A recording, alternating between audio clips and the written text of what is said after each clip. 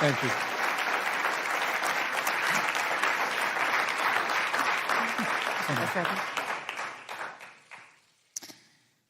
Senator Harris and Vice President Pence, thank you for being here. We're meeting as President Trump and the First Lady continue to undergo treatment in Washington after testing positive for COVID-19. We send our thoughts and prayers to them for their rapid and complete recovery and for the recovery of everyone afflicted by the coronavirus. The two campaigns and the Commission on Presidential Debates have agreed to the ground rules for tonight. I'm here to enforce them on behalf of the millions of Americans who are watching. One note, no one in either campaign or at the Commission or anywhere else has been told in advance what topics I'll raise or what questions I'll ask. This 90-minute debate will be divided into 9 segments of about 10 minutes each. I'll begin a segment by posing a question to each of you, sometimes the same question, sometimes a different question on the same topic.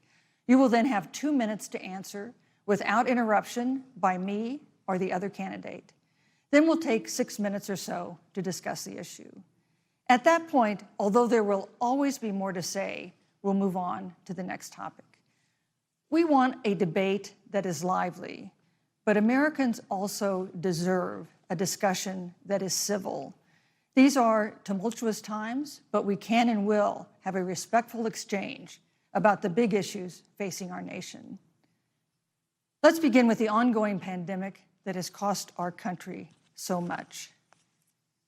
Senator Harris, the coronavirus is not under control. Over the past week, Johns Hopkins reports that 39 states have had more COVID cases over the past 7 days than in the week before. 9 states have set new records. Even if a vaccine is released soon, the next administration will face hard choices. What would a Biden administration do in January and February that a Trump administration wouldn't do? Would you impose new lockdowns for businesses and schools and hotspots? A federal mandate to wear masks? You have 2 minutes to respond without interruption. Thank you, Susan. Well, the American people have witnessed what is the greatest failure of any presidential administration in the history of our country. And here are the facts. 210,000 dead people in our country in just the last several months. Over 7 million people who have contracted this disease. 1 in 5 businesses closed. We're looking at frontline workers who have been treated like sacrificial workers. We are looking at over 30 million people who in the last several months had to file for unemployment. And here's the thing.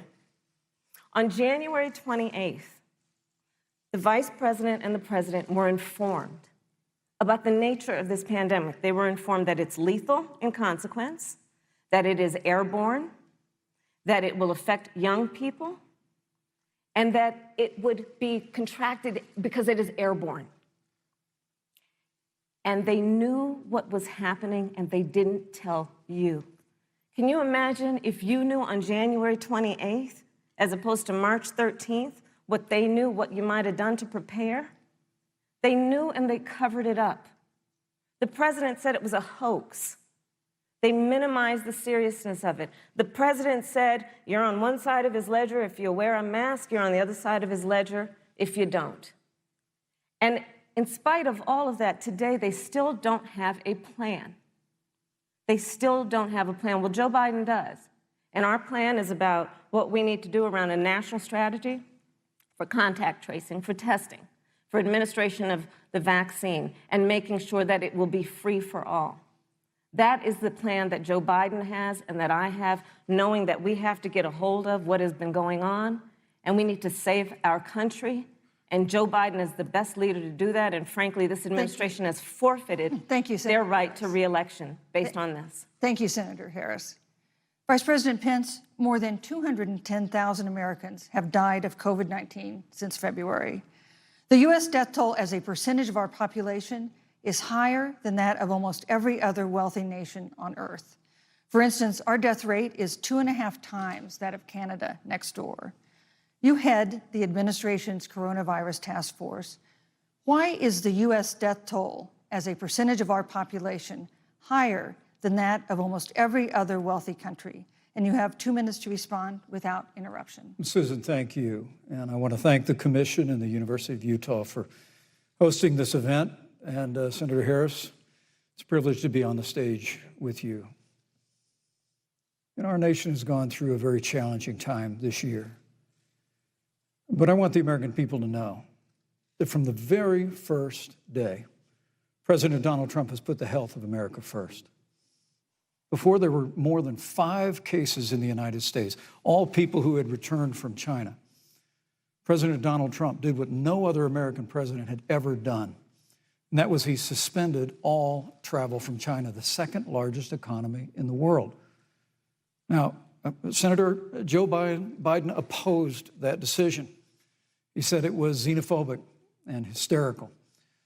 But I can tell you, having led the White House Coronavirus Task Force, that decision alone by President Trump bought us invaluable time to stand up the greatest national mobilization since World War II. And I believe it saved hundreds of thousands of American lives. Because with that time, we were able to reinvent testing. More than 115 million tests have been done to date. We were able to see to the delivery of billions of supplies so our doctors and nurses had the resources and support they needed. And we began, really, before the month of February was out, to develop a vaccine and to develop medicines and therapeutics that have been saving lives all along the way. And under President Trump's leadership, Operation Warp Speed, we believe, will have literally tens of millions of doses of a vaccine before the end of this year. The reality is, when you look at the Biden plan, it reads an awful lot like what President Trump and I and our task force have been doing every step of the way. I mean, quite frankly, when I look at their plan that talks about advancing testing, creating new PPE, developing a vaccine, it looks a little bit like plagiarism, which is something Joe Biden knows a little bit about. And I think the American people know that this is a president who has put the health of America first, and the American people, I believe with my heart, can be proud of the sacrifices they have made. It's saved countless American lives. Senator Harris, would you like to respond? Absolutely. Whatever the vice president is claiming the administration has done, clearly it hasn't worked. When you're looking at over 210,000 dead bodies in our country, American lives that have been lost, families that are grieving that loss. And you know, the vice president is the head of the task force and knew on January 28th how serious this was. And then thanks to Bob Woodward, we learned that they knew about it. And then when that was exposed, the vice president said, when asked, well, why didn't y'all tell anybody? He said, because the president wanted people to remain calm. Well, let's get no, but Susan, this is important. Susan, I want to add, but Mr. Vice President, I'm speaking. I have to I'm weigh speaking. Yeah, you can have 15 more seconds, and then we'll give the vice president a chance to respond. So I want to ask the American people, how calm were you when you were panicked about where you're going to get your next roll of toilet paper? How calm were you when your kids were sent home from school and you didn't know when they could go back? How calm were you when your children couldn't see your parents because you were afraid they could kill them? Let's give Vice President Pence a chance to respond. Vice President Pence, you have 1 minute to respond. You know, there's not a day gone by that I haven't thought of every American family that's lost a loved one. And I want all of you to know that you'll always be in our hearts and in our prayers.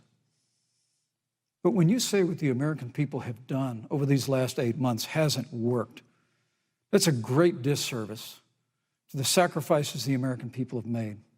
The reality, if I may finish, Senator, the reality is Dr. Fauci said everything that he told the president in the Oval Office, the president told the American people. Now, President Trump, I will tell you, has boundless confidence in the American people, and he always spoke with confidence that we'd get through this together. But when you say it hasn't worked, when Dr. Fauci and Dr. Birx and our medical experts came to us in the second week of March, they said if the president didn't take the unprecedented step of shutting down roughly half of the American economy, that we could lose 2.2 million Americans. Now, that's the reality. Thank you. They also said to us if we did everything right, Susan, we could still lose more than 200,000 Americans. Vice President Now, one Pence, life lost is too many, Susan. But the American people, I believe, deserve credit for the sacrifices that they have made, putting the health of their family and their neighbors first, our doctors, our nurses, our first responders. Thank you, Vice President Pence. And I'm going to speak up on behalf of what the American people have done. Vice President Pence, you were in the front row in a Rose Garden event 11 days ago at what seems to have been a super spreader event for senior administration and congressional officials. No social distancing, few masks, and now a cluster of coronavirus cases among those who were there. How can you expect Americans to follow the administration's safety guidelines to protect themselves from COVID when you at the White House have not been doing so? Well, the American people have demonstrated over the last 8 months that when given the facts, they're willing to put the health of their families and their neighbors and people they don't even know first.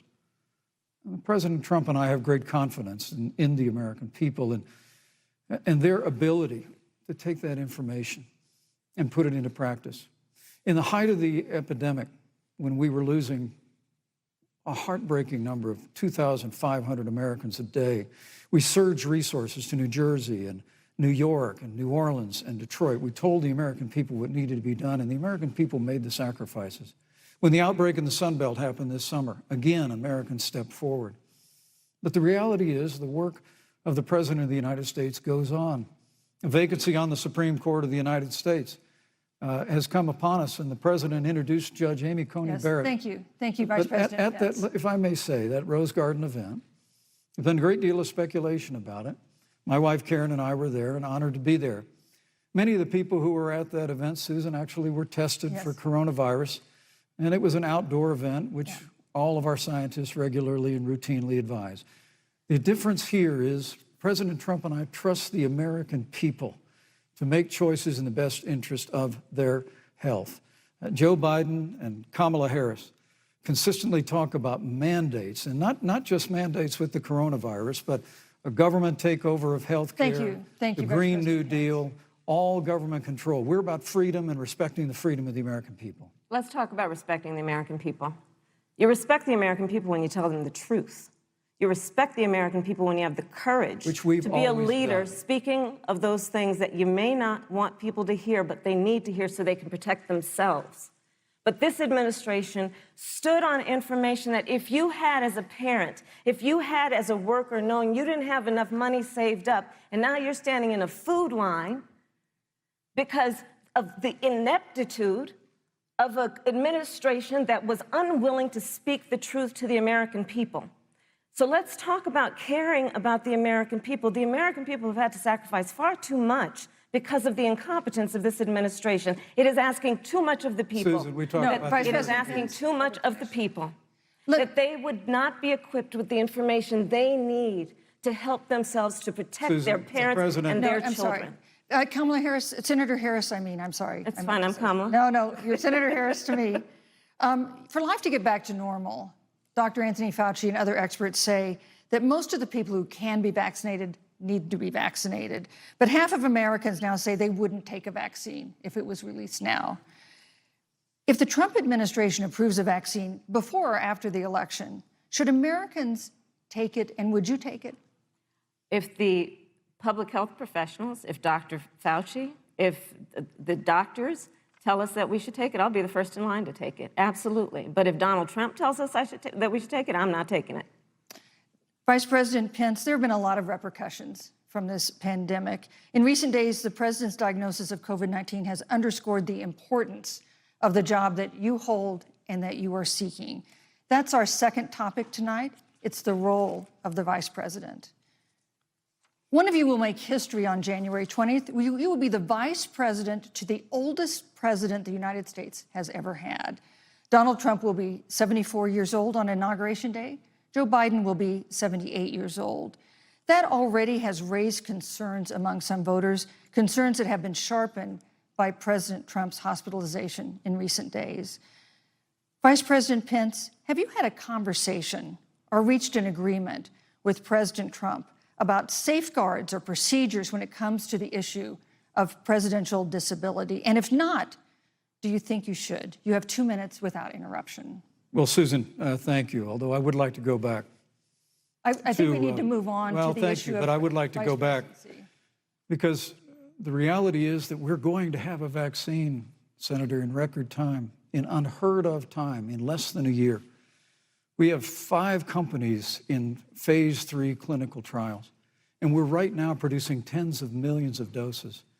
So the fact that you continue to undermine public confidence in a vaccine, if the vaccine emerges during the Trump administration, I think is unconscionable. And Senator, I just ask you, stop playing politics with people's lives. The reality is that we will have a vaccine, we believe, before the end of this year.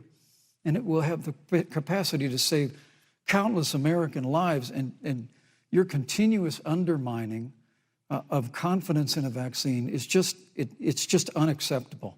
And let me also say, you know, the reality is when you talk about failure in this administration, we actually do know what failure looks like in a pandemic. It was 2009. The swine flu arrived in the United States. Thankfully, it ended up not being as lethal as the coronavirus.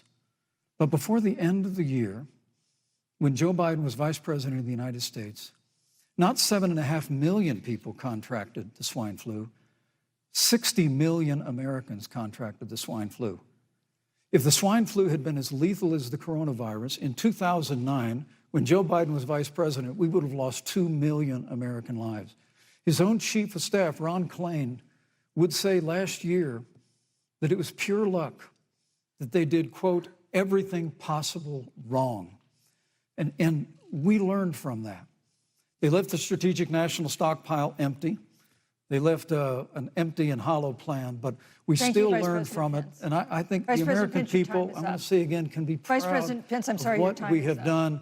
And Senator, please stop undermining confidence in a vaccine. Senator Harris, let me ask you the same question that I asked Vice President Pence, which is, have you had a conversation or reached an agreement with Vice President Biden about safeguards or procedures when it comes to the issue of presidential disability? And if not, and if you win the election next month, do you think you should? You have 2 minutes uninterrupted. So let me tell you, first of all, the day I got the call from Joe Biden, it was actually a Zoom call, asking me to serve with him on this ticket was probably one of the most memorable days of my life. I thought about my mother, who came to the United States at the age of 19, gave birth to me at the age of 25 at Kaiser Hospital in Oakland, California. And the thought that I'd be sitting here right now, I know would make her proud, and she must be looking down on this. You know, Joe and I were raised in a very similar way. We were raised with values that are about hard work, about the value and the dignity of public service, and about the importance of fighting for the dignity of all people. And I think Joe asked me to serve with him because, you know, I have a career that included being elected the first woman district attorney of San Francisco, where I created models of innovation for law enforcement in terms of reform of the criminal justice system. I was elected the first woman of color and black woman to be elected Attorney General of the state of California, where I ran the second largest Department of Justice in the United States, second only to the United States Department of Justice. And there I took on everything from transnational criminal organizations to the big banks that were taking advantage of homeowners to for-profit colleges that were taking advantage of veterans. And then, of course, now I serve in the United States Senate as only the second black woman ever elected to the United States Senate. I serve on the Senate Intelligence Committee, where I've been in regular receipt of classified information about threats to our nation and hotspots around the world. I've traveled the world. I've met with our soldiers in war zones. And I think Joe has asked me to serve with him because he knows that we share a purpose which is about lifting up the American people. And after the 4 years that we have seen of Donald Trump unifying our country around our common values and principles. Thank you, Senator Harris. You know, neither President Trump nor Vice President Biden has released a sort of detailed health information that had become the modern norm until the 2016 election. And in recent days, President Trump's doctors have given misleading answers or refused to answer basic questions about his health. And my question to each of you in turn is this information voters deserve to know? Vice President Pence, would you like to go first? Well, Susan, thank you. And let me say, on behalf of the president, and the First Lady how moved we've all been by the outpouring of prayers and concern for the President. And I do believe it's emblematic of the prayers and the concern that have ushered forth for every American impacted by the coronavirus. But the care the President received at Walter Reed Hospital, the White House doctors, was exceptional. And the transparency that they practiced all along the way will continue. The American people have a right to know about the health and well-being of their president, and will continue to do that. But I'm just extremely grateful and was more than a little moved by the broad and bipartisan support. And Senator, I want to thank you and Joe Biden for your expressions of genuine concern. And I also want to congratulate you, as I did on that phone call, on the historic nature of your nomination. Thank you. I never expected to be on this stage 4 years ago, so I know the feeling. But the reality is we've got an election before the American people in the midst of this challenging year. And the stakes have never been higher, but I think the choice has never been clearer. I want to give Senator Harris a chance to respond to the same question I asked, which is, do voters have a right to know more detailed health information about presidential candidates and especially about presidents, especially when they're facing some kind of challenge? Absolutely, and that's why Joe Biden has been so incredibly transparent, and certainly by contrast, the president has not, both in terms of health records, but also let's look at taxes. We now know, because of great investigative journalism, that Donald Trump paid $750 in taxes. When I first heard about it, I literally said, "You mean $750,000? And it was like, no, $750. We now know Donald Trump owes and is in debt for $400 million. And just so everyone is clear, when we say in debt, it means you owe money to somebody.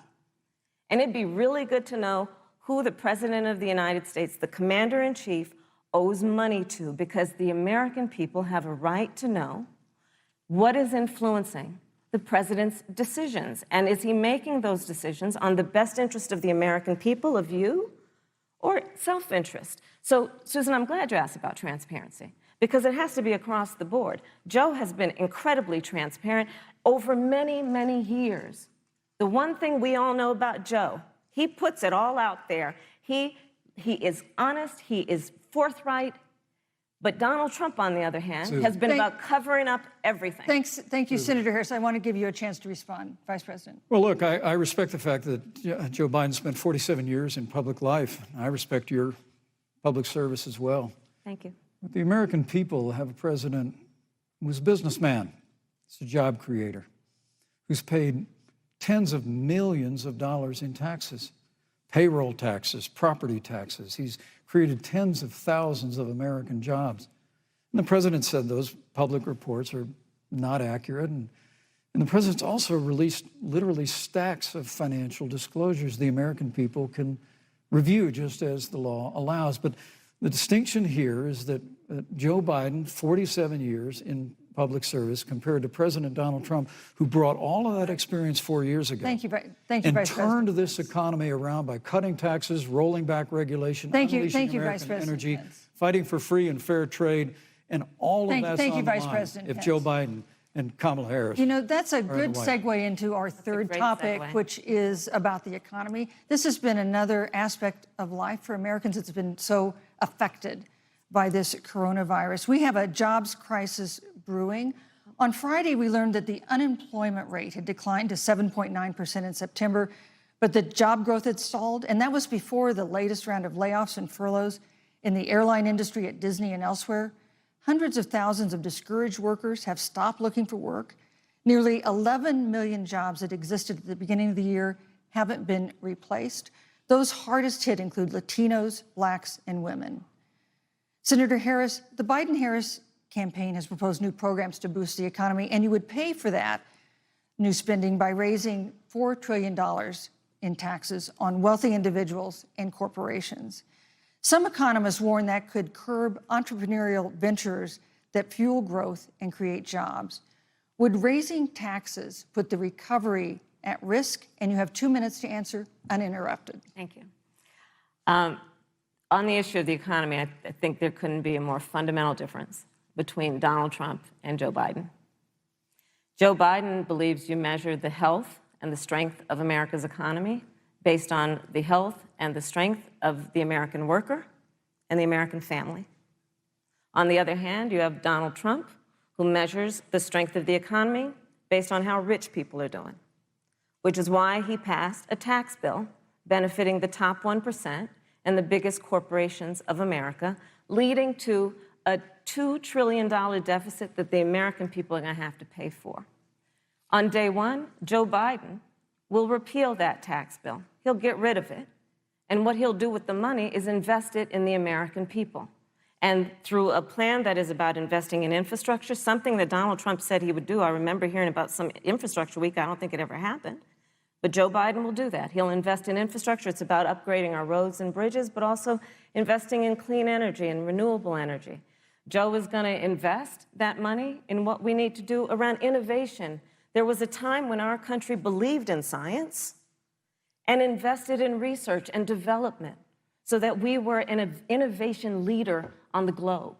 Joe Biden will use that money to invest in education. So, for example, for folks who want to go to a 2-year community college, it will be free. If you come from a family that makes less than $125,000, you'll go to a public university for free. And across the board, we'll make sure that if you have student loan debt, it's cut by $10,000.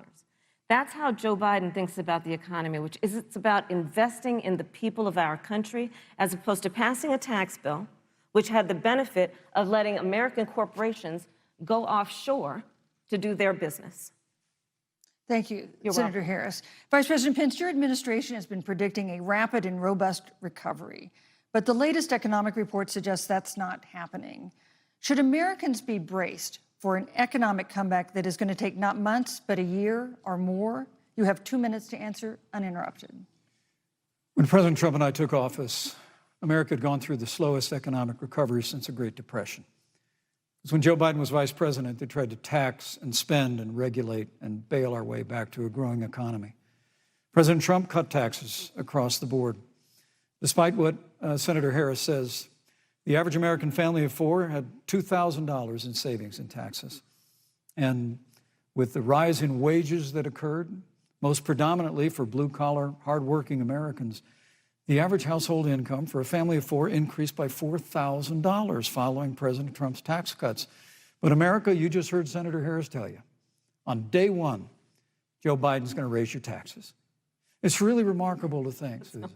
I mean, right after a time where we're going through a pandemic that lost 22 million jobs at the height, we've already added back 11.6 million jobs because we had a president who cut taxes, rolled back regulation, unleashed American energy, fought for free and fair trade, and secured $4 trillion from the Congress of the United States to give direct payments to families, saved 50 million jobs through the Paycheck Protection Program. We literally have spared no expense to help the American people and the American worker through this. Joe Biden and Kamala Harris want to raise taxes. They want to bury our economy under a $2 trillion Green New Deal, which you were one of the original co-sponsors of in the United States Senate. They want to abolish fossil fuels and ban fracking, which would cost hundreds of thousands of American jobs all across the heartland. And Joe Biden wants to go back to the economic surrender to China, that when we took office, half of our international trade deficit was with China alone. And Joe Biden wants to repeal all of the tariffs that President Trump put into effect to fight for American jobs and American workers. Joe Biden says democracy's on the ballot. Make no mistake about it, Susan. The American economy, the American comeback is on the ballot with 4 more years of growth and opportunity, 4 more years of President Donald Trump. 2021 is going to be the biggest economic year in the history of this country. Thank you, Vice President Pence. Senator Harris. Well, I mean, I thought we saw enough of it in last week's debate, but I think this is supposed to be a debate based on fact and truth. And the truth and the fact is Joe Biden has been very clear. He will not raise taxes on anybody who makes less than $400,000 a year. He said he's going to repeal the Trump tax cuts. Mr. Vice President, I'm speaking. Well, I'm speaking. It'd be important if you said the truth. Joe Biden said twice in the debate last week that he's going to repeal the Trump tax cuts. That was tax cuts that gave the average working family $2,000 in a tax break every single year. Senator, that is that's the math. absolutely not true. That Is he only going to repeal part of the Trump tax cuts? If you don't mind letting me finish, we can then have a conversation, okay? Please. Okay. Joe Biden will not raise taxes on anyone who makes less than $400,000 a year. He has been very clear about that. Joe Biden will not end fracking. He has been very clear about that. Joe Biden is the one who, during the Great Recession, was responsible for the Recovery Act that brought America back. And now the Trump-Pence administration wants to take credit when they rode the coattails of Joe Biden's success for the economy that they had at the beginning of their term. Of course, now the economy is a complete disaster. But Joe Biden, on the one hand, did that. On the other hand, you have Donald Trump, who has reigned over a recession that is being compared to the Great Depression. On the one hand, you have Joe Biden, who was responsible with President Barack Obama for the Affordable Care Act, which brought health care to over 20 million Americans and protected people with pre-existing conditions. And what it also did is it saved those families who otherwise were going bankrupt because of hospital bills they could not afford. On the other hand, you have Donald Trump, who's in court right now, trying to get rid of the Affordable Care Act, which means that you will lose protections if you have pre-existing conditions. And this is very important, Susan. Yes, and it's important. We need to give Vice President. I'd just like to, he interrupted me, and I'd like to just finish, please. If you have a pre-existing condition, heart disease, diabetes, breast cancer, they're coming for you. If you love someone who has a pre-existing condition, they're coming for you. If you are under the age of 26 on your parents' coverage, they're coming for you. Senator Harris, thank you. You're welcome. Let me give you a chance to respond. Well, I hope we have a chance to talk about health care because Obamacare was a disaster. The American people remember it well. And President Trump and I have a plan to improve health care and to protect pre-existing conditions for every American. But look, Senator Harris, you're entitled to your own opinion, but you're not entitled to your own facts. You yourself said on multiple occasions when you were running for president that you would ban fracking. Joe Biden looked at a supporter in the eye and pointed and said, I guarantee that we will abolish fossil fuels. They have a $2 trillion version of the Green New Deal, Susan, that your newspaper, USA Today, said really wasn't that very different from the original Green New Deal. More taxes, more regulation, banning fracking, abolishing fossil fuel, crushing American energy, and economic surrender to China is a prescription for economic decline. President Trump and I will keep America growing. The V-shaped recovery that's underway right now will continue with 4 more years of President Donald Trump in the White House. Thank you very, very much, Vice President Pence. Once again, you've provided the perfect segue to a new topic, which is climate change. And Vice President Pence, I'd like to pose the first question to you. This year, we've seen record-setting hurricanes in the South. Another one, Hurricane Delta, is now threatening the Gulf. And we have seen record-setting wildfires in the West. Do you believe, as the scientific community has concluded, that man-made climate change has made wildfires bigger, hotter, and more deadly, and have made hurricanes wetter, slower, and more damaging? You have 2 minutes uninterrupted. Thank you, Susan. Well, first, I'm very proud of our record on the environment and on conservation. According to all of the best estimates, our air and land are cleaner than any time ever recorded. Our water is among the cleanest in the world. And just a little while ago, the President signed the Outdoors Act. It's the largest investment in our public lands and public parks in 100 years. So President Trump has made a commitment to conservation and to the environment. Now, with regard to climate change, the climate is changing. But the issue is, what's the cause and what do we do about it? President Trump has made it clear that we're going to continue to listen to the science. Now, Joe Biden and Kamala Harris would put us back in the Paris Climate Accord. They'd impose the Green New Deal, which would crush American energy, would increase the energy costs of American families in their homes, and literally would crush American jobs. And President Trump and I believe that the progress that we have made in a cleaner environment has been happening precisely because we have a strong free market economy. You know, what's remarkable is the United States has reduced CO2 more than the countries that are still in the Paris Climate Accord, but we've done it through innovation, and we've done it through natural gas and fracking, which, Senator, the American people can go look at the record. I know Joe Biden says otherwise now, as you do, but the both of you repeatedly committed to abolishing fossil fuel and banning fracking.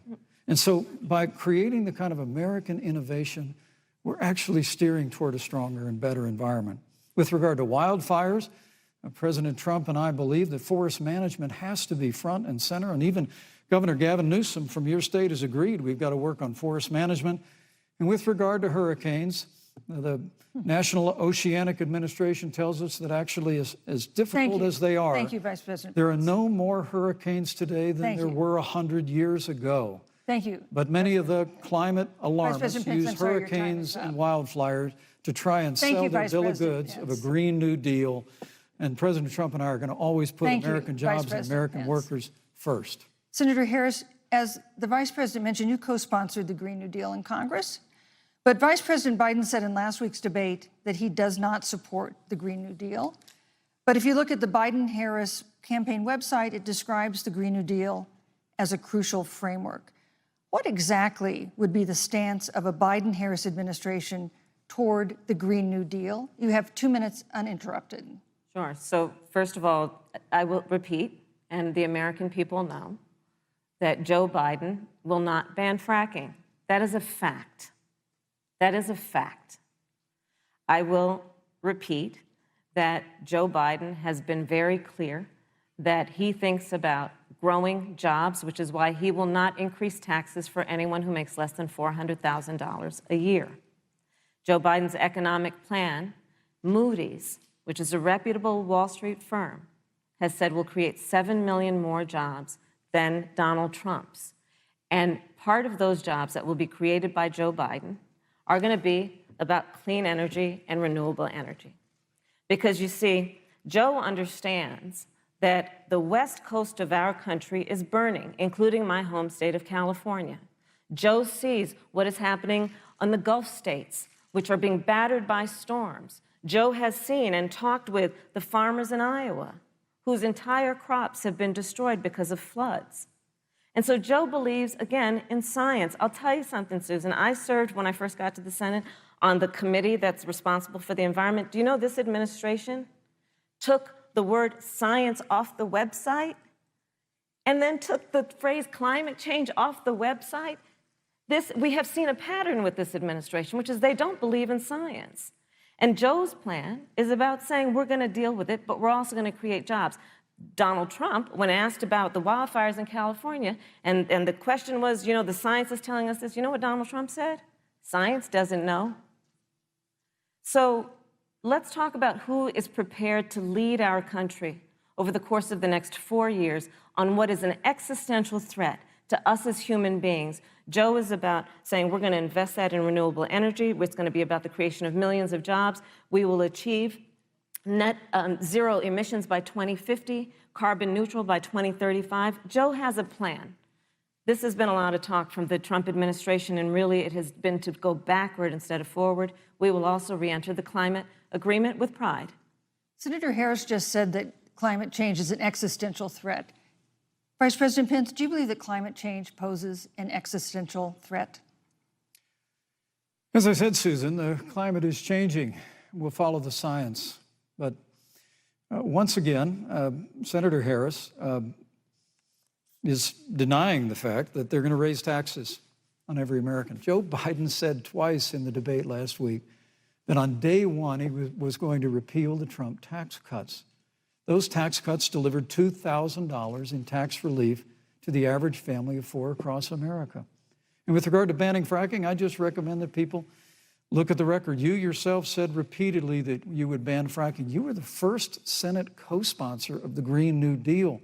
And while Joe Biden denied the Green New Deal, Susan, thank you for pointing out, the Green New Deal is on their campaign website. And as USA Today said, it's essentially the same plan as you co-sponsored with AOC when she submitted it in the Senate. And you just heard the senator say that she's going to resubmit America to the Paris Climate Accord. Look, the American people have always cherished our environment. We'll continue to cherish it. We've made great progress reducing CO2 emissions through American innovation and the development of natural gas through fracking. We don't need a massive $2 trillion Green New Deal that would impose all new mandates on American businesses and American families. Thank you. Joe Biden wants us to retrofit 4 million American business buildings. It makes no sense. It will cost jobs. President Trump is going to put America first. He's going to put jobs first, and we're going to take care of our environment and follow the science. Thank you, But, on the issue of jobs, Senator Harris. Let's talk about that. The vice president earlier referred to, as part of what he thinks is an accomplishment, the president's trade war with China. You lost that trade war. You lost it. What ended up happening is because of a so-called trade war with China, America lost 300,000 manufacturing jobs. Farmers have experienced bankruptcy because of it. We are in a manufacturing recession because of it. And when we look at where this administration has been, there are estimates that by the end of the term of this administration, they will have lost more jobs than almost any other presidential administration. And the American people know what I'm talking about. You know, I think about 20-year-olds. You know, we have a 20-year-old, a 20-something-year-old, who are coming out of high school and college right now, and you're wondering, is there going to be a job there for me? We're looking at people who are trying to figure out how they're going to pay rent by the end of the month. Almost half of American renters are worried about whether they're going to be able to pay rent by the end of the month. This is where the economy is in America right now, and it is because of the catastrophe and the failure of leadership of this administration. Thank you, Senator Harris. Vice President Pence, let me give you just 15 seconds to respond, because then I want to move on to Well, I'd love to respond. Look, lost the trade war with China. Joe Biden never fought it. Joe Biden has been a cheerleader for communist China over the last several decades. And again, Senator Harris, you're entitled to your opinion. You're not entitled to your own facts. When Joe Biden was vice president, we lost 200,000 manufacturing jobs, and President Obama said they were never coming back. He said we needed a magic wand to bring them back. In our first 3 years after we cut taxes, rolled back regulation, unleashed American energy, this administration saw 500,000 manufacturing jobs created. And that's exactly the kind of growth we're going to continue to see as we bring our nation through this pandemic. But a Green New Deal, your massive new mandates, your Paris Climate Accord, it's going to kill jobs this time, just like it killed jobs. I just need to respond very briefly, 15 seconds, and then we'll move on. Thank you. Joe Biden is responsible for saving America's auto industry, and you voted against it. So let's set the record straight. Thank you. I'd like to talk about China. We have, as our next topic, we have no more complicated or consequential foreign relationship than the one with China. It is a huge market for American agricultural goods. It's a potential partner in dealing with climate change in North Korea. And in a video tonight, President Trump again blamed it for the coronavirus, saying China will pay. Vice President Pence, how would you describe our fundamental relationship with China? Competitors, adversaries, enemies? You have 2 minutes. Thank you, Susan. Well, before I leave that, let me speak to voting records if I can. You know, everybody knows that NAFTA cost literally thousands of American factories to close. We saw automotive jobs go south of the border. President Trump fought to renegotiate NAFTA. And the United States-Mexico-Canada agreement is now the law of the land. American people deserve to know Senator Kamala Harris was one of only 10 members of the Senate to vote against the USMCA. It was a huge win for American auto workers. It was a huge win for American farmers, especially dairy in the upper Midwest. But Senator, you said it didn't go far enough on climate change, that you put your radical environmental agenda ahead of American auto workers and ahead of American jobs. The American people deserve to know that. It's probably why Newsweek magazine said that Kamala Harris was the most liberal member of the United States Senate in 2019, more liberal than Bernie Sanders, more liberal than any of the others in the United States Senate. So Now, with regard to China, look, Susan, first and foremost,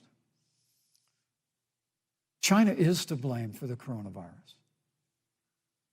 And President Trump is not happy about it. He's made that very clear, made it clear again today. China and the World Health Organization did not play straight with the American people. They did not let our personnel into China to get information on the coronavirus until the middle of February. Fortunately, President Trump, in dealing with China from the outset of this administration, standing up to China that had been taking advantage of America for decades in the wake of Joe Biden's cheerleading for China, President Trump made that decision before the end of January to suspend all travel from China. And again, the American people deserve to know Joe Biden opposed President Trump's decision to suspend all travel from China. He said it was hysterical. He said it was Thank you, Vice xenophobic. President Pence. But President Trump has Vice President stood Pence, up your to time is China. up. We're going to continue to stand strong. Thank you, Vice President Pence. We want to improve the relationship, but we're going to level the playing field, and we're going to hold Vice President China Pence. accountable for what they did to America with the coronavirus. Thank you. Senator Harris, let me ask you the same question that I asked the Vice President.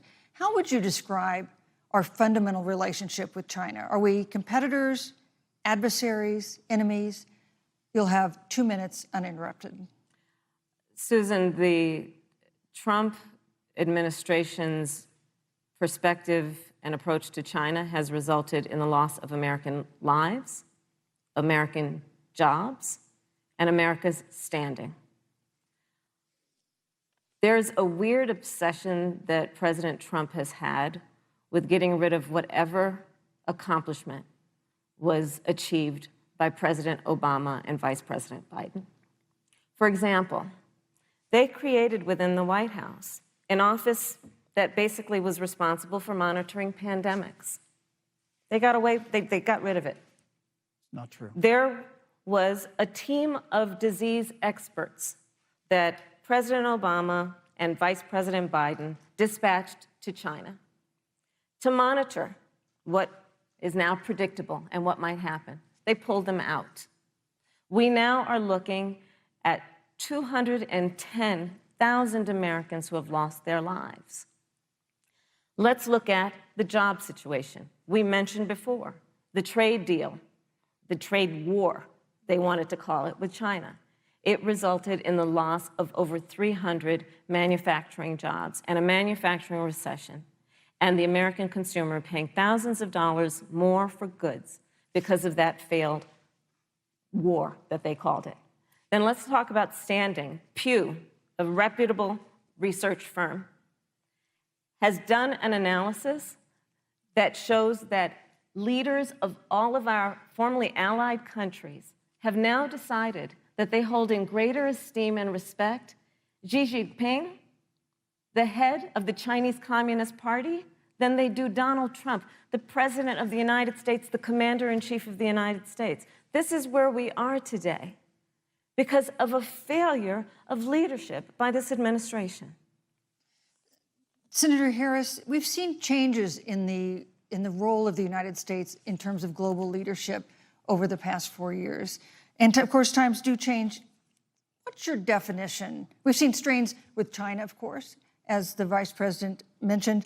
We've seen strains with our traditional allies in NATO and elsewhere. What is your definition of the role of American leadership in 2020? So, you know, Joe is, I love talking with Joe about a lot of these issues. And, you know, Joe, I think he said it quite well. He says, you know, foreign policy, it might sound complicated, but really it's relationships. So just think about it as relationships. And so we know this in our personal and professional relationships. You got to keep your word to your friends. Got to be loyal to your friends. People who've stood with you, got to stand with them. You got to know who your adversaries are and keep them in check. But what we have seen with Donald Trump is that he has betrayed our friends and embraced dictators around the world. Let's take, for example, Russia. So, Russia, I serve on the Intelligence Committee of the United States Senate. America's intelligence community told us Russia interfered in the election of the President of the United States in 2016 and is playing in 2020. Christopher Wray, the director of the FBI, said the same. But Donald Trump, the Commander-in-Chief of the United States of America, prefers to take the word of Vladimir Putin over the word of the American intelligence community. You look at our friends at NATO.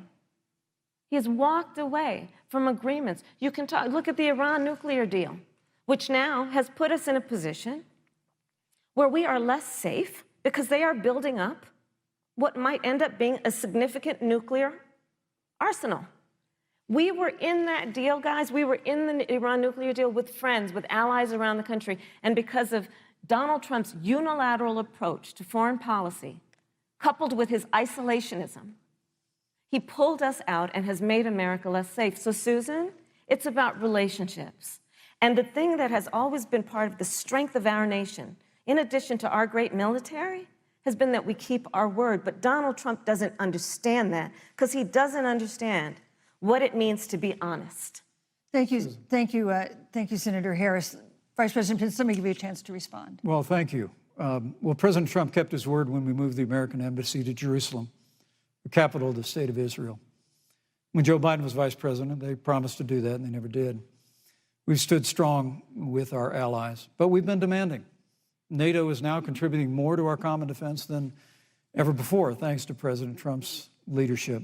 We've strengthened our alliances across the Asia-Pacific, and we've stood strong against those who would do us harm. You know, when President Trump came into office, ISIS had captured an area of the Middle East the size of Pennsylvania. But President Trump unleashed the American military, and our armed forces destroyed the ISIS caliphate and took down their leader, al-Baghdadi, without one American casualty. Al-Baghdadi was responsible for the death of thousands. But notably, America's hearts today are with the family of Kayla Mueller, her parents of which are here with us tonight in Salt Lake City. Today, two of the ISIS killers responsible for Kayla Mueller's murder were brought to justice in the United States. Jihadi John was killed on the battlefield along with the other beetle. The reality is that when Joe Biden was vice president, we had an opportunity to save Kayla Mueller. It breaks my heart to reflect on it, but the military came into the Oval Office, presented a plan. They said they knew where Kayla was. Baghdadi had held her for 18 months, abused her mercilessly before they killed her. But when Joe Biden was vice president, they hesitated for a month. And when armed forces finally went in, it was clear she'd been moved 2 days earlier. And her family says with a heart that broke the heart of every American that if President Donald Trump had been president, they believe Kayla would be alive today. Thank you, Vice Look, President. we destroyed the ISIS caliphate.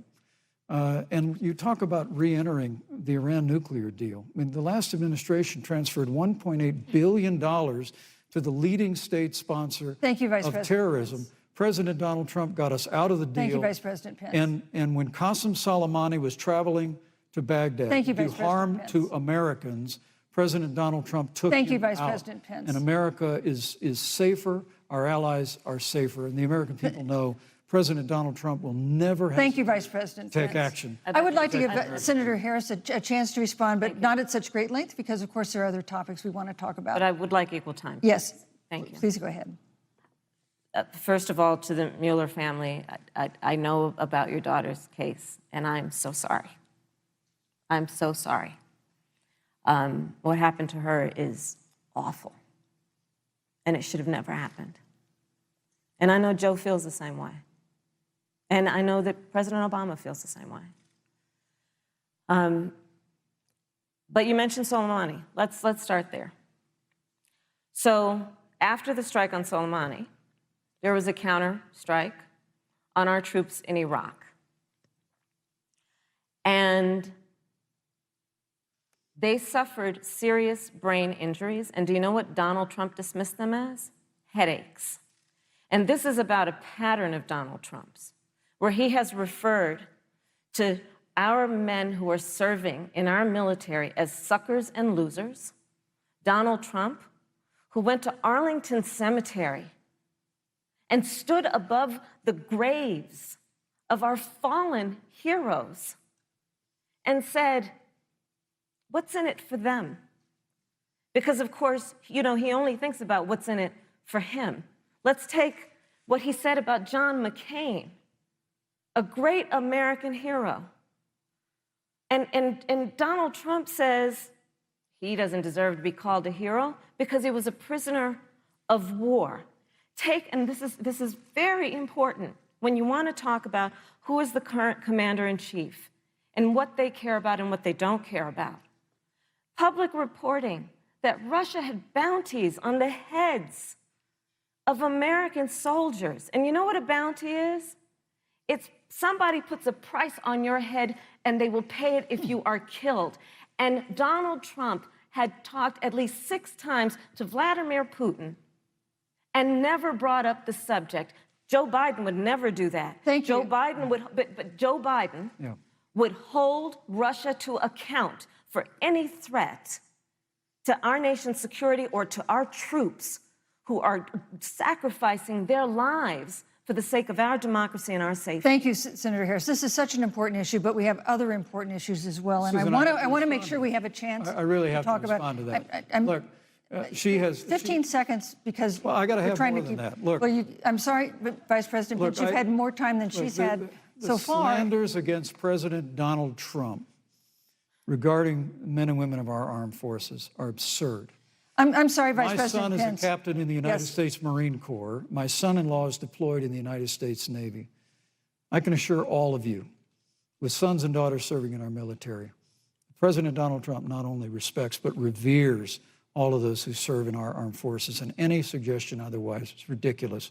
Thank Let me you, also Vice say, President Pence. the Vice American President people Pence, deserve, Susan, Vice the President American Pence, people I deserve to didn't, know. Vice President that- Pence, I did not, excuse me, Susan, the I did American not people create deserve the to know rules for tonight. Joe Biden Your and campaigns agreed to the rules for tonight's I- debate with the Commission on Presidential Debates. I'm here to enforce them, which involves moving from one topic to another, giving roughly equal time to both of you, Go right which is what I'm trying very hard to do. Go right ahead. So I want to go ahead and move to the next topic, which is an important one, as the last topic was, and that is the Supreme Court. On Monday, the Senate Judiciary Committee is scheduled to open hearings on Amy Coney Barrett's nomination to the Supreme Court. Senator Harris, you'll be there as a member of the committee. Yes. Her confirmation would cement the court's conservative majority and make it likely open to more abortion restrictions, even to overturning the landmark Roe v. Wade ruling. Access to abortion would then be up to the states. Vice President Pence, you're the former governor of Indiana. If Roe v. Wade is overturned, what would you want Indiana to do? Would you want your home state to ban all abortions? You have 2 minutes, uninterrupted. Well, thank you for the question, but I'll use a little bit of my time to respond to that very important issue before. The American people deserve to know Qasem Soleimani, the Iranian general, was responsible for the death of hundreds of American service members. When the opportunity came, we saw him headed to Baghdad to kill more Americans. President Trump didn't hesitate, and Qasem Soleimani is gone. But you deserve to know that Joe Biden and Kamala Harris actually criticized the decision to take out Qasem Soleimani. It's really inexplicable, but with regard to Joe Biden, it's explainable, because history records that Joe Biden actually opposed the raid against Osama bin Laden. It's absolutely essential that we have a commander-in-chief who will not hesitate to act to protect American lives and to protect American service members, and that's what you have in President Donald Trump. Now, with regard to the Supreme Court of the United States, let me say President Trump and I could not be more enthusiastic about the opportunity to see Judge Amy Coney Barrett become Justice Amy Coney Barrett. She's a brilliant woman, and she will bring a lifetime of experience and a sizable American family to the Supreme Court of the United States. And our hope is, in the hearing next week, unlike Justice Kavanaugh received with treatment from you and others, we hope she gets a fair hearing. And we particularly hope that we don't see the kind of attacks on her Christian faith that we saw before. I mean, the Democrat chairman of the Judiciary Committee before, when Judge Barrett was being confirmed for the Court of Appeals, expressed concern that the dogma of her faith lived loudly in her. Dick Durbin of Illinois said that it was a concern. Senator, I know one of our judicial nominees you actually attacked because they were a member of the Catholic Knights of Columbus. just because the Knights of Columbus holds pro-life views and Thank you. pro-marriage views. Thank you, Vice President So Pence. Your my time hope is is up. that when the hearing takes place, Thank you, Vice President Pence. that Judge Amy Coney Barrett will be respected, Thank you, treated Vice President respectfully, Pence. voted and confirmed Thank to the you. Supreme Court of the United States. Senator Harris, you're the senator from and former Attorney General of California. So let me ask you a parallel question to the one I posed to the Vice President. If Roe v. Wade is overturned, what would you want California to do? Would you want your home state to enact no restrictions on access to abortion? And you have 2 minutes uninterrupted. Thank you, Susan. First of all, Joe Biden and I are both people of faith, and it's insulting to suggest that we would knock anyone for their faith. And in fact, Joe, if elected, will be only the second practicing Catholic as President of the United States. On the issue of this nomination, Joe and I are very clear, as are the majority of the American people. We are 27 days before the decision about who will be the next president of the United States. And, you know, before, when this conversation has come up, you know, it's been about election year or election time. We're literally in an election. Over 4 million people have voted. People are in the process of voting right now. And so Joe has been very clear, as the American people are. Let the American people fill that seat in the White House, and then we'll fill that seat on the United States Supreme Court. And to your point, Susan, the issues before us couldn't be more serious. There's the issue of choice, and I will always fight for a woman's right to make a decision about her own body. It should be her decision and not that of Donald Trump and the Vice President, Michael Pence. But let's also look at what else is before the court. It's the Affordable Care Act. Like, literally in the midst of a public health pandemic, when over 210,000 people have died and 7 million people probably have what will be in the future considered a pre-existing condition because you contracted the virus. Donald Trump is in court right now trying to get rid of the Affordable Care Act. And I said it before, and it bears repeating. This means that there will be no more protections if they win for people with pre-existing conditions. No. This means that over 20 million people will lose your coverage. It means that if you're under the age of 26, you can't stay on your parents' coverage anymore. And here's the thing. The contrast couldn't be more clear. They're trying to get rid of the Affordable Care Act. Joe Biden is saying, let's expand coverage. Let's give you a choice of a public option or private coverage. Let's bring down premiums. Thank you, Senator Let's Harris. lower Medicare eligibility to 60. Thank you, Senator That's true Harris. leadership. You know, you mentioned earlier, Vice President Pence, that the president was committed to maintaining protections for people with pre-existing conditions. But you do have this court case that you are supporting, your administration supporting, that would strike down the Affordable Care Act. The president says, President Trump says that he's going to protect people with pre-existing conditions, but he has not explained how he would do that. And that was one of the toughest nuts to crack when they were passing the Affordable Care Act. So tell us specifically, how would your administration protect Americans with pre-existing conditions to have access to affordable insurance if the Affordable Care Act is struck down? Well, thank you, Susan. But let me just say, addressing your very first question, I couldn't be more proud to serve as vice president to a president who stands without apology for the sanctity of human life. I'm pro-life. I don't apologize for it. And this is another one of those cases where there's such a dramatic contrast. Joe Biden and Kamala Harris support taxpayer funding of abortion all the way up to the moment of birth. Late-term abortion. They want to increase funding to Planned Parenthood of America. Now, for our part, I would never presume how Judge Amy Coney Barrett would rule on the Supreme Court of the United States, but we'll continue to stand strong for the right to life. When you speak about the Supreme Court, though, I think the American people really deserve an answer, Senator Harris. Are you and Joe Biden going to pack the court if Judge Amy Coney Barrett is confirmed? I mean, there have been 29 vacancies on the Supreme Court during presidential election years, from George Washington to Barack Obama. Presidents have nominated in all 29 cases.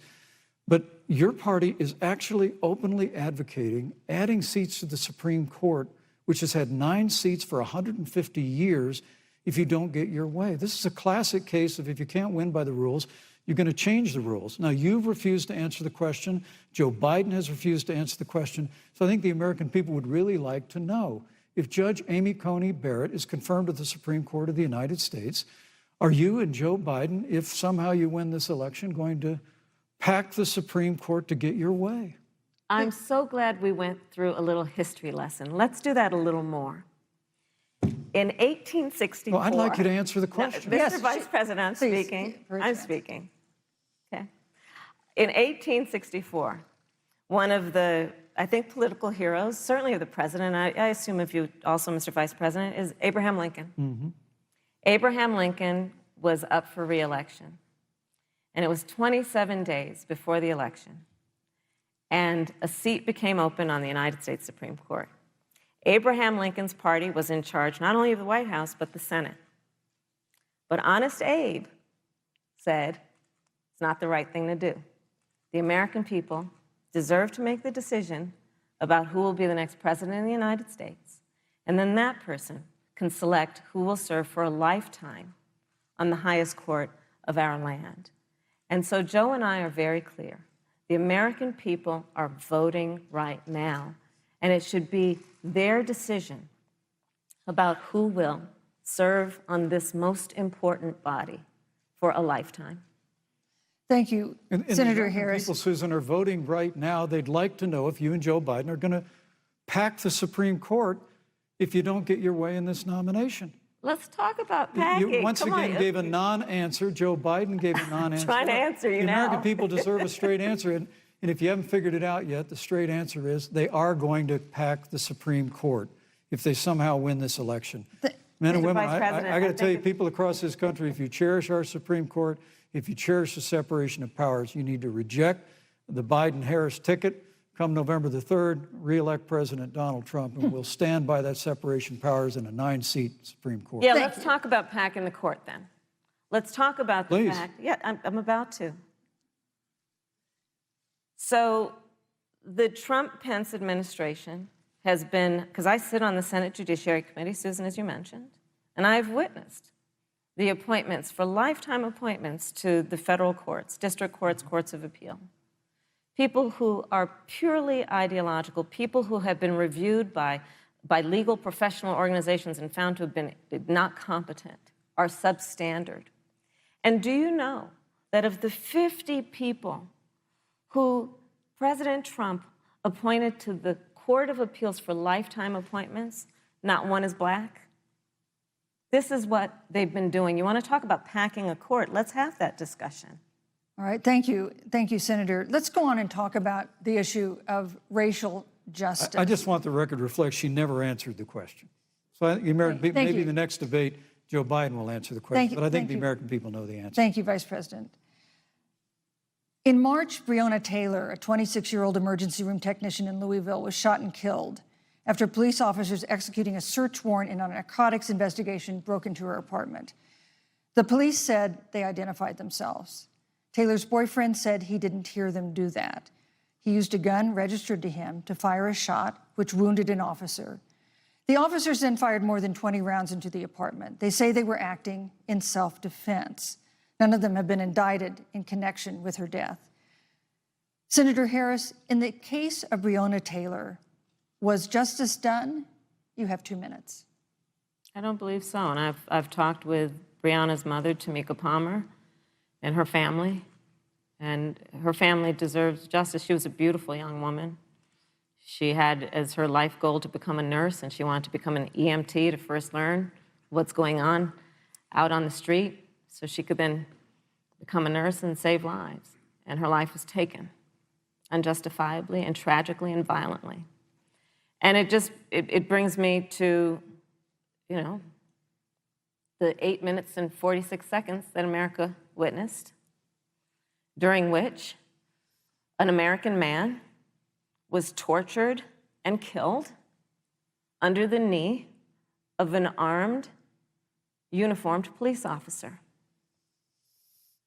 And people around our country of every race, of every age, of every gender, perfect strangers to each other, marched shoulder to shoulder, arm in arm, fighting for us to finally achieve that ideal of equal justice under law.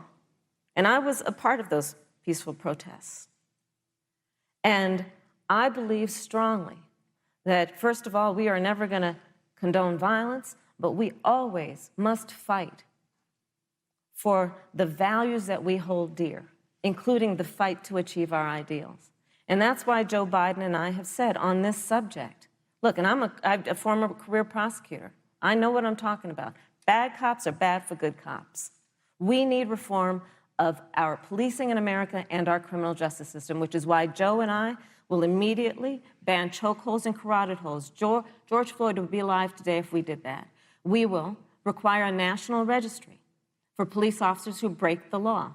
We will, on the issue of criminal justice reform, get rid of private prisons and cash bail, and we will decriminalize marijuana, and we will expunge the records of those who have been convicted of marijuana. This is a time for leadership on a tragic, tragic issue of unarmed Black people in America who have been killed. Thank you, Senator Harris. Vice President Pence, let me pose the same question to you. In the case of Breonna Taylor, was justice done? You have 2 minutes, uninterrupted. Well, our heart breaks for the loss of any innocent American life. And the family of Breonna Taylor has our sympathies. But I trust our justice system, a grand jury that refused the evidence. And it really is remarkable that as a former prosecutor, you would assume that an impaneled grand jury looking at all the evidence got it wrong. But you're entitled to your opinion, Senator. I think, look, and with regard to George Floyd, there's no excuse for what happened to George Floyd. And justice will be served. But there's also no excuse for the rioting and looting that followed. I mean, it really is astonishing. Flora Westbrook is with us here tonight in Salt Lake City. Just a few weeks ago, I stood at what used to be her salon. It was burned to the ground by rioters and looters. And Flora is still trying to put her life back together. And I must tell you, this presumption that you hear consistently from Joe Biden and Kamala Harris, that America is systemically racist, and that, as Joe Biden said, that he believes that law enforcement has an implicit bias against minorities, is a great insult to the men and women who serve in law enforcement. And I want everyone to know who puts on the uniform of law enforcement every day that President Trump and I stand with you. And it is remarkable that when Senator Tim Scott tried to pass a police reform bill, brought together a group of Republicans and Democrats, Senator Harris, you got up and walked out of the room. And then you filibustered Senator Tim Scott's bill on the Senate floor that would have provided new accountability, new resources. Look, we don't have to choose between supporting law enforcement, improving public safety, and supporting our African-American neighbors and all of our minorities. Under President Trump's leadership, we'll always stand with law enforcement, and we'll do what we've done from day one, and that is improve the lives of African Americans. Thank you, Vice President Record unemployment, record investments in education, and we'll fight for school choice for all of our minorities. Thank you, Vice President. I'd like to respond. Senator Harris. I will not sit here and be lectured by the Vice President on what it means to enforce the laws of our country. I am the only one on this stage who has personally prosecuted everything from child sexual assault to homicide. I'm the only one on this stage who has prosecuted the big banks for taking advantage of America's homeowners. I'm the only one on this stage who prosecuted for-profit colleges for taking advantage of our veterans. And the reality of this is that we are talking about an election in 27 days, where last week the President of the United States took a debate stage in front of 70 million Americans and refused to condemn white supremacists. Not true. And not true. It wasn't like he didn't have a chance. He didn't do it, and then he doubled down. And then he said, when pressed, stand back, stand by. And this is a part of a pattern of Donald Trump's. He called Mexicans rapists and criminals. He instituted as his first act a Muslim ban. On the issue of Charlottesville, where people were peacefully protesting the need for racial justice, where a young woman was killed. And on the other side, there were neo-Nazis carrying tiki torches, shouting racial epithets, anti-Semitic slurs. And Donald Trump, when asked about it, said there were fine people on both sides. This is who we have as the President of the United States. And America, you deserve better. Joe Biden will be a president who brings our country together. Senator Harris, and recognizes the beauty in our diversity and the fact that we all have so much more in common than what separates us. Vice President Pence, let me give you a minute to respond. Thank you, Susan. I appreciate that very much. You know, I think this is one of the things that makes people dislike the media so much in this country, Susan, is that you selectively edit, just like Senator Harris did, comments that President Trump and I and others on our side of the aisle make. I mean, Senator Harris conveniently omitted, after the president made comments about people on either side of the debate over monuments, he condemned the KKK, neo-Nazis, and white supremacists, and has done so repeatedly. You're concerned that he doesn't condemn neo-Nazis. President Trump has Jewish grandchildren. His daughter and son-in-law are Jewish. This is a president who respects and cherishes all of the American people. But you talk about having personally prosecuted. I'm glad you brought up your record, Senator. Thank you. But I really need to make this point. When you were DA in San Francisco, when you left office, African Americans were 19 times more likely to be prosecuted for minor drug offenses than whites and Hispanics. When you were Attorney General of California, you increased the disproportionate incarceration of blacks in California. You did nothing on criminal justice reform in California. You didn't lift a finger to pass the First Step Act on Capitol Hill. I mean, the reality is your record speaks for itself. President Trump and I have fought for criminal justice reform. Thank you, Vice President Pence. We fought for educational choice and opportunities for African Americans, all of our minorities. Thank you, sir. And we'll do it for 4 more Thank years. you. You know, there is no more important issue than the final issue that we're going to talk about tonight, and that is the issue of the election itself. Susan, he attacked my record. I would like an opportunity to respond. Let me give you 30 seconds because we're running out of time. I appreciate that. First of all, having served as the Attorney General of the state of California, the work that I did is a model of what our nation needs to do, and we will be able to do under a Joe Biden presidency. Our agenda includes what this administration has failed to do. It will be about not only instituting a ban on chokeholds and carotid holes. Thank you. Not only. Thank you, Senator I Harris. would like to go through. These are points that you made earlier in the hour, and I want to talk about the election itself before we have to. But I want to talk about the connection between what Joe and I will do and my record, which includes I was the first statewide officer to institute a requirement that my agents would wear body cameras and keep them on full time. We were the first to initiate a requirement that there would be a training for law enforcement on implicit bias because, yes, Joe Biden and I recognize that implicit bias does exist, Mr. Vice President, contrary to what you may believe. We did the work of instituting reforms that were about investing in reentry. This is the work that we have done and the work we will do going forward. And again, I will not be lectured by the Vice President on our record of what we have done in terms of law enforcement and keeping our communities safe and a commitment to reforming the criminal justice system of America. Thank you, Senator Harris. And I'd like to pose I'd like you to respond first to the question on our final topic, the election itself. President Trump has several times refused to commit himself to a peaceful transfer of power after the election. If your ticket wins and President Trump refuses to accept a peaceful transfer of power, what steps would you and Vice President Biden then take? What would happen next? You have 2 minutes. So I'll tell you, Joe and I are, I think, particularly proud of the coalition that we've built around our campaign. We probably have one of the broadest coalitions of folks that you've ever seen in a presidential race. Of course, we have the support of Democrats, but also independents and Republicans. In fact, 7 members of President George W. Bush's cabinet are supporting our ticket. We have the support of Colin Powell, Cindy McCain, John Kasich, over 500 generals, retired generals, and former national security experts and advisors are supporting our campaign. And I believe they are doing that because they know that Joe Biden has a deep, deep-seated commitment to fight for our democracy and to fight for the integrity of our democracy and to bring integrity back to the White House.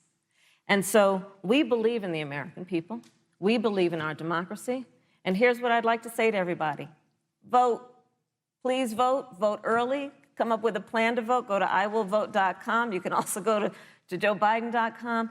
We have it within our power in these next 27 days to make the decision about what will be the course of our country for the next 4 years. And it is within our power, and if we use our vote and we use our voice, we will win.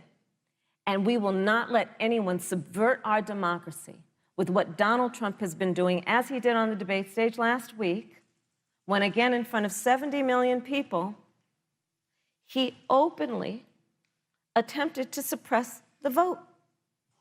Joe Biden, on the other hand, on that same debate stage, because clearly Donald Trump doesn't think he can run on a record because it's a failed record, Joe Biden on that stage said, hey, just please vote.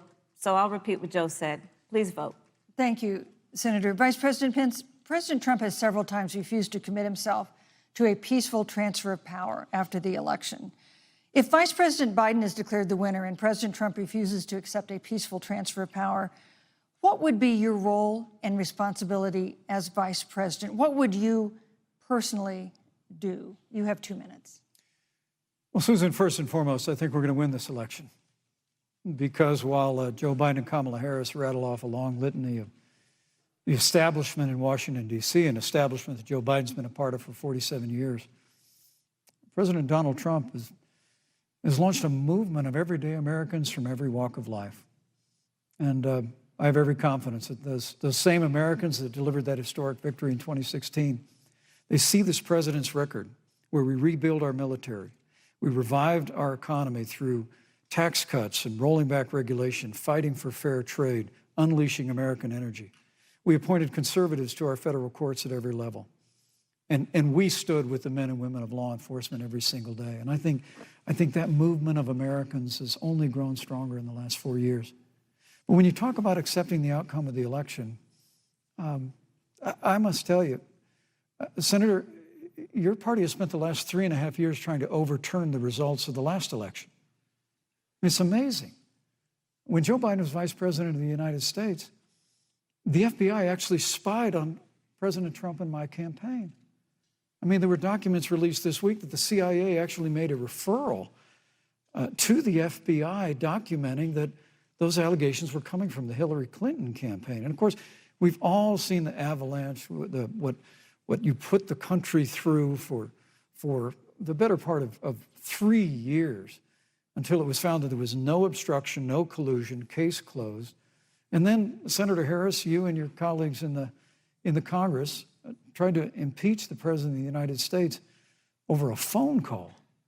And now Hillary Clinton has actually said to Joe Biden that in her words, under no circumstances should he concede the election. So let me just say, I think we're going to win this election. President Trump and I are fighting every day in courthouses to prevent Joe Biden and Kamala Harris from changing the rules and creating this universal mail-in voting that will create a massive opportunity for voter fraud. And we have a free and fair election. We know we're going to have confidence in it. And I believe in all my heart that President Donald Trump's going to be reelected for 4 more years. You know, I've written all the questions that I've asked tonight, but for the final question of the debate, I'd like to read a question that someone else wrote. The Utah Debate Commission asked students in the state to write essays about what they would like to ask you. And I want to close tonight's debate with the question posed by Brecklin Brown. She's an 8th grader at Springville Junior High in Springville, Utah. And here's what she wrote, quote, "When I watch the news, all I see is arguing between Democrats and Republicans. When I watch the news, all I see is citizen fighting against citizen. When I watch the news, all I see are 2 candidates from opposing parties trying to tear each other down. If our leaders can't get along, How are the citizens supposed to get along? And then she added, your examples could make all the difference to bring us together, end quote. So to each of you in turn, I'd like you to take 1 minute and respond to Brecklin. Vice President Pence, you have 1 minute. Brecklin, it's a wonderful question. And let me just commend you for taking an interest in public life. I started following the news when I was very young. And in America, we believe in a free and open exchange of debate. And we celebrate that. And it's how we've created literally the freest and most prosperous nation in the history of the world. But I would tell you that don't assume that what you're seeing on your local news networks is synonymous with the American people. You know, I look at the relationship between Justice Ruth Bader Ginsburg, the late justice who we just lost from the Supreme Court, and the late Justice Antonin Scalia. They were on polar opposites on the Supreme Court of the United States, one very liberal, one very conservative. But what's been learned since her passing was the two of them and their families were the very closest of friends. I mean, here in America, we can disagree. We can debate vigorously, as Senator Harris and I have on this stage tonight. But when the debate is over, we come together as Americans. And that's what people do in big cities and small towns all across this country. So I just want to encourage you, Brecklin. I want to tell you that we're going to work every day to have government as good as our people. And the American people each and every day love a good debate. We love a good argument. But we always come together and are always there for one another. Thank you, in Vice times President. of need. And we've especially learned that Thank you, through Mr. the Vice President. difficulties of this year. Senator Harris, what would you say to Brecklin? First of all, I love hearing from our young leaders. And when I hear her words, when I hear your words, Brecklin, I know our future is bright because it is that perspective on who we are and who we should be that is a sign of leadership and is something we should all aspire to be. And that, you know, that brings me to Joe. Joe Biden, one of the reasons that Joe decided to run for president is after Charlottesville, which we talked about earlier. It so troubled him and upset him like it did all of us, that there was that kind of hate and division. What propelled Joe to run for president was to see that over the course of the last 4 years, what Brecklin described has been happening. Joe has a long-standing reputation of working across the aisle and working in a bipartisan way. And that's what he's going to do as president. Joe Biden has a history of lifting people up and fighting for their dignity. You mean you have to know Joe's story to know that Joe has known pain, he has known suffering, and he has known love. And so, Brecklin, when you think about the future, I do believe the future is bright. And it will be because of your leadership, and it will be because we fight for each person's voice through their vote, and we get engaged in this election because you have the ability through your work and through eventually your vote Thank you, to Senator determine Harris. the future of our country and what its leadership looks like. Thank you, Senator Harris. Thank you, Vice President Pence. Thank you so much for being with us tonight. We want to thank also the University of Utah for its hospitality, and most of all, our thanks to all the Americans who watched this debate tonight. Again, our best wishes for a quick recovery to President Trump, the First Lady, and everyone who is battling COVID-19. The second presidential debate is next week on October 15th, a town hall-style debate in Miami. We hope you'll join us then. Good evening.